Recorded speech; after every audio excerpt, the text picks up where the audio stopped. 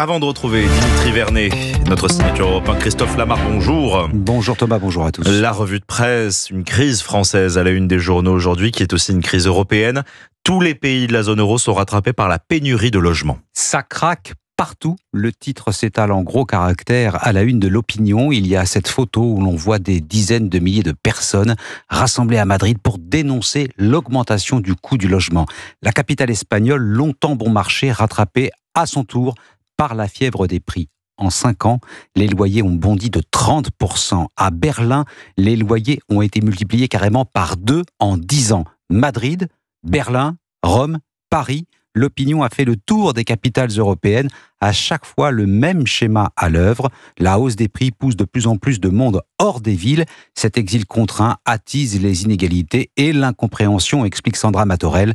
La crise est d'une telle ampleur que la présidente de la Commission européenne elle-même s'est emparée du sujet. Et alors la question que tout le monde se pose, qui est responsable de cette crise immobilière européenne ? Le journal explore plusieurs pistes. Oui, attention, la culpabilité d'un seul acteur n'exclut pas la responsabilité de tous les autres. Arrêtons de contraindre le secteur avec des normes, confie l'ancien ministre du Logement Gilles de Robien à l'Opinion.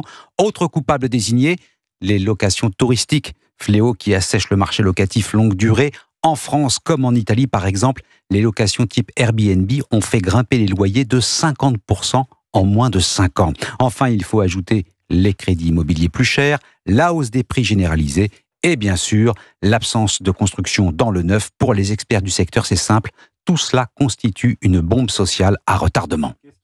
Qu'est-ce qui retient votre attention dans le reste de la presse, Christophe ? Et une France sans budget, sans majorité, l'instabilité politique relance la tentation de l'exil fiscal, assure le Figaro.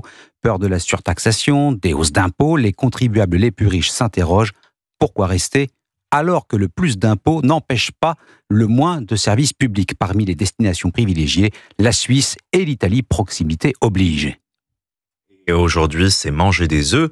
En revanche, on en parlera dans un instant, mais tout d'abord, certains voient leur compte en banque maigrir, d'autres voudraient faire fondre leur tour de taille et les poignées d'amour. Et puis cette saison, ça tombe bien, entre deux périodes de fête, le Figaro, toujours lui, s'interroge. Faut-il faire beaucoup de sport pour maigrir? La réponse est oui, mais attention, à quelle fréquence?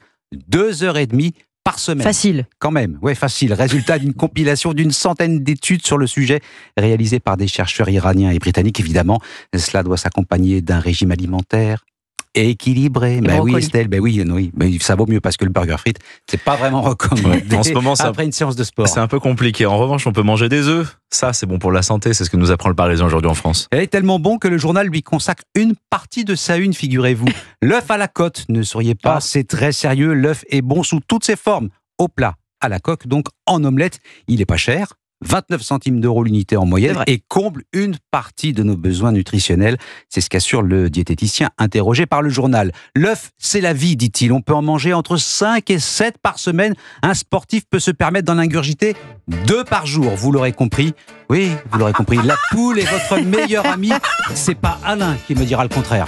Dans les poulaillers d'Acajou, les belles basses-cours à bijoux, on entend la conversation de la volaille qui fait l'opinion, qui disent on peut pas être gentil tout le temps, on peut pas aimer tous les gens. Le coq de cette rédaction, merci Christophe Lamar pour votre revue de presse.